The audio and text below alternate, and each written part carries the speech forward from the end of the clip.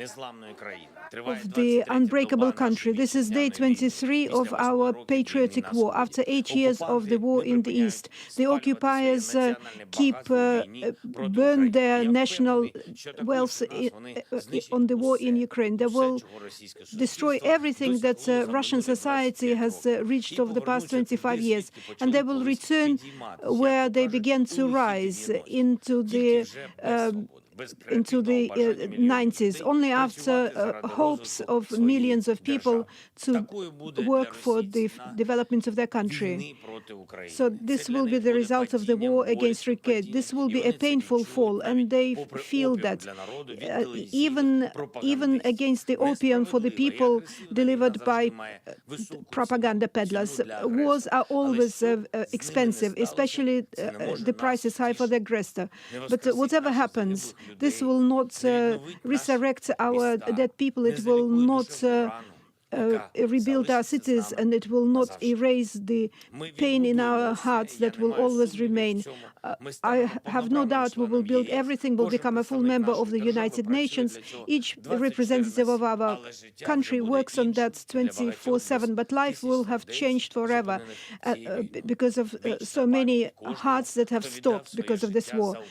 Eternal memory for all those who have given their life for Ukraine. The Russian troops have continued pounding our peaceful communities and towns. Kharkov, Chernigiv, Sumy, the towns of Donbass, Severodonetsk, Kramatorsk, Mariupol, missile strikes and aviation bombs. We try to shoot them down as much as we can. We destroy their planes, we destroy their helicopters, accounting for the fact that we still don't have adequate anti-missile advanced weapons. We don't have enough fighter planes, but our plan is to defend our people, our country.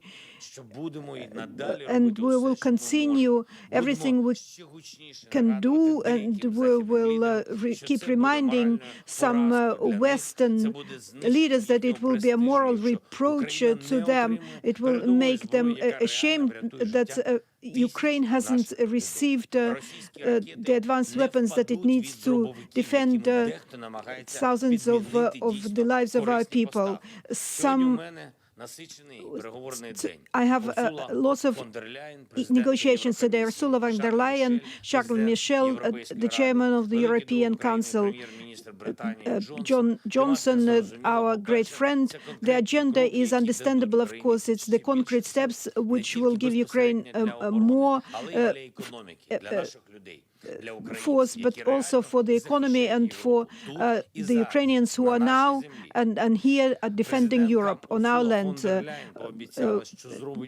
Ursula von der Leyen promised to do everything she can to expedite the process of Ukraine joining the EU. The processes that normally take years, it will be shortened for our country to weeks and months. It's not easy, but we will do that. We have also agreed that we will receive support from the EU for the Ukrainians who had to leave their countries because of the war.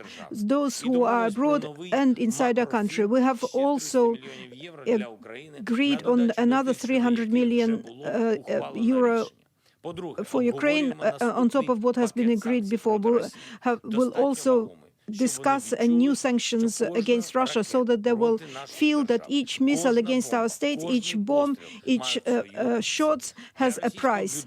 And for the Russian budget, for Russian companies, for Russian ambitions, and for Russian individuals who represent the Russian authorities. And until Ukraine has peace, the sanctions against Russia have to become stronger. And for the people who propose that restrictions should be restricted not just for the country but also for certain communities. And Swedish dockers refuse to service Russian ships, and everybody should follow this example, all communities and trade associations. If we don't stop Russia now, if we don't punish Russia now, other aggressors in the world will start other wars in other regions, on other continents, everywhere where this or that country hopes to subjugate their neighbors. We have to act now so that any potential aggressors can see that wars only bring losses and no profits, so that it's necessary that all Europeans should block ports for all Russian ships, that all Russian commercial ships will follow that proverbial Russian military ship.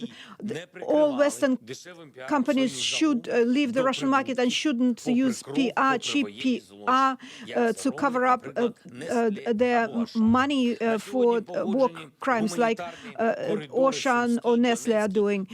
We have agreed humanitarian corridors in several regions: Sumy, Konotop, Velika Pisarivka,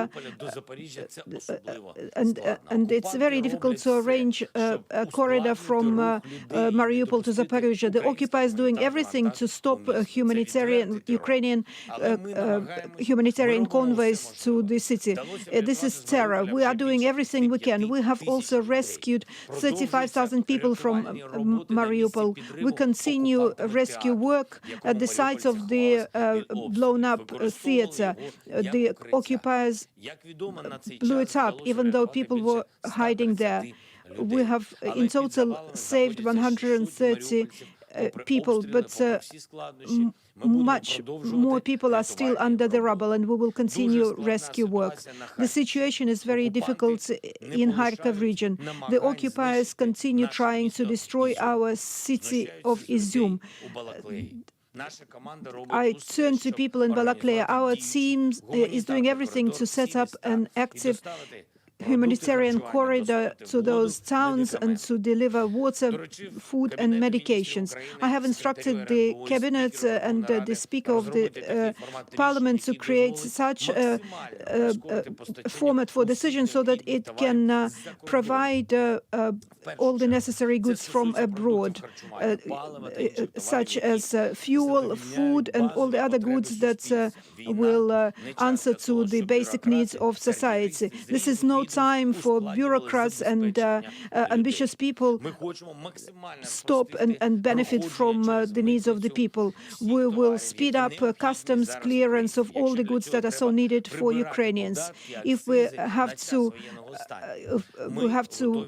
tax those goods, and if we have to discipline customs officials, then we'll do that. Our borders must be open to everything that's needed for Ukrainians.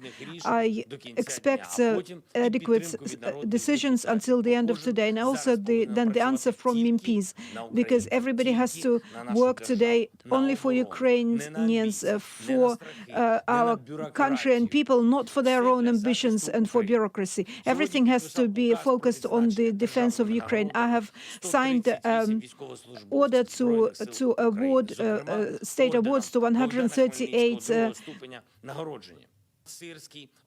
orders, and is a list of the officers. The commander of the defense of Kiev, because of his resolute actions, losses were inflicted on the enemy. Since the beginning of the defense of Kiev, more than 30 towns were released, liberated outside Kiev. Major Taras Leonidovich Mazarok, commander of a tank battalion, he defended Donetsk region.